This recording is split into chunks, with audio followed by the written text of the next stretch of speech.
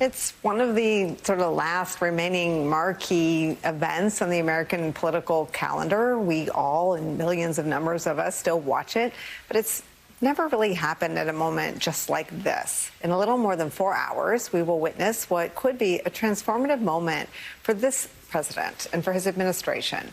President Biden's State of the Union address, the obvious backdrop, not limited to what we spent the better part of the hour talking about, Vladimir Putin's invasion and it proceeding abroad. There are also big questions here at home about the economy, about how people feel about the economy, about the pandemic, how people feel about the pandemic, and the literal state of our union.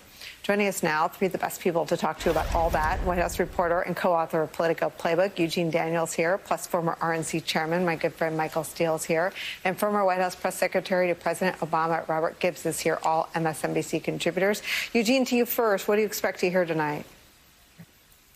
Yeah, I mean, we're going to hear the president talk about, first and foremost, Ukraine, right? That is something that is not just on the minds of those of us at MSNBC or working at Politico, working in politics. It's on the minds of the American people as they watch this invasion unfold. And I think more importantly, the cohesion of the international coalition going against Russia, these sanctions, the kinds of support that Ukraine is getting. So the president's going to talk about that. And I think he's going to take credit for doing that. One of the things that the White House has, always talking about is how much does a president say about how they're going to take credit for a lot of these things. But a lot of this is because of President Biden. And just yesterday in Jen Psaki, at the beginning of her press briefing with us, she's outlined these things, the kinds of things that the president has done. So that's number one. But you're also going to see him focus on the economy, right? You're going to see him talk about, most importantly, how they're going to try to cut costs as inflation continues to bother Americans, continues to force prices to go up. And he has a difficult line to walk because he has to talk about the last year, the things that he feels this administration has done for the American people, bouncing back from COVID. It will help that most of the folks there might not be wearing masks, as just a symbol as how far this country has come over the last year in his presidency, but also talking about unemployment and how that's going down, how jobs numbers are high. It's important for him to tell the American people these are good things that are happening because they haven't been giving him credit or the Democrats credit for a lot of that. But he also has to be very honest with them about where things stand right now. Michael Steele, I'm listening to Eugene's reporting, which is spot on as usual.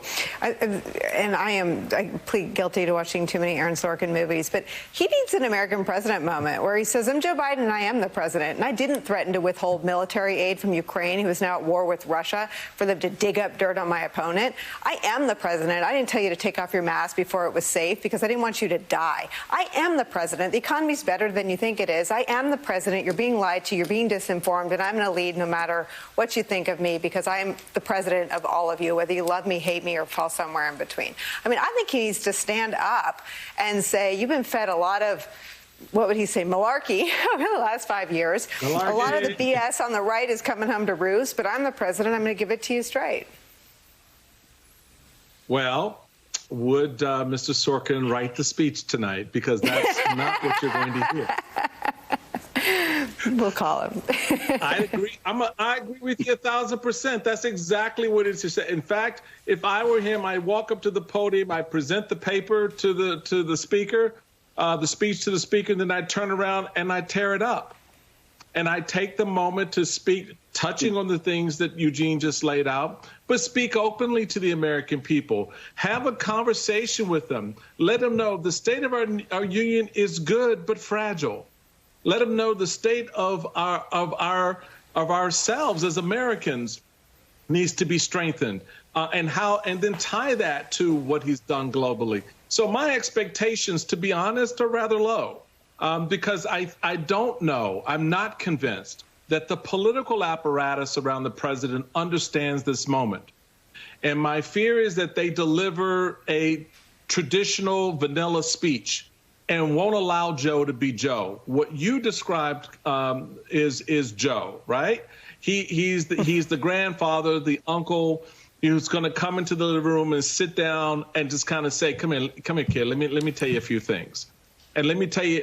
I know you're kind of mad at your mama and your daddy right now, but right, I know you're upset with the bullies in the neighborhood, but and so there are things that he can say that only he can say as president. And I'm just curious as to whether or not his team gets that about him, or do they try to buttonhole him in a traditional speech setting and try to rely on Campaign Joe to deliver once again. That's not what the country's going to be looking for tonight. And it's not what the world is going to be looking for either. So. Yeah, look, and I don't want to be pie in the sky, Robert Gibbs. What this president wants is to be taken seriously by the whole of the country, even those who didn't vote for him. It's not the goal of every Democrat. It is the goal of this president. That is what Joe Biden views the American presidency as. It may be a relic, but that's how he views it. And what is it, the Under Armour? The only way through is through. And so the only way to actually be taken seriously is to be strong and to say you're being fed a load of BS about the pandemic. You're being fed a load of BS about Vladimir Putin. Make no mistake, he is an enemy of the Ukrainian people. He is slaughtering them for no reason. And again, you may not have voted for me, but I'm going to represent you in a way that doesn't bring shame to the American presidency. Can he be that strong? Can he be that direct? Nicole, I think he can. You and Michael Steele have just animated for me every pre-State of the Union meeting that you have in the White House, which is let's have Aaron Sorkin moment and let's throw the speech aside. And then about 20 minutes after that, cooler heads prevail and you get to writing that speech that Michael says he doesn't want to see or hear. It's going to be a little bit more of that speech than it's going to be the tear the draft or script up moment that Michael envisions. Look, I think there's a lot of business that this president has to do tonight, right? We've seen his approval ratings, but he's got to talk to the American people plainly about what's at stake in Ukraine, because I'm not sure they fully understand it, even as they're watching cable TV more and more with the images that we know are going to begin to horrify us with an even greater regularity. The challenges that Eugene talked about that he faces with the economy and things like inflation are only going to get worse as a part of what they're watching on television. Oil hit a 7-year high in price today. So all of these events are going to come together. And I hope that plain, simple language that we get tonight is a walk in the shoes of the American people in understanding where he wants to take them, the theories and the ideas that he has to help solve these problems, and to have a real honest conversation with them about what the next 6 to 9 months are going to be like.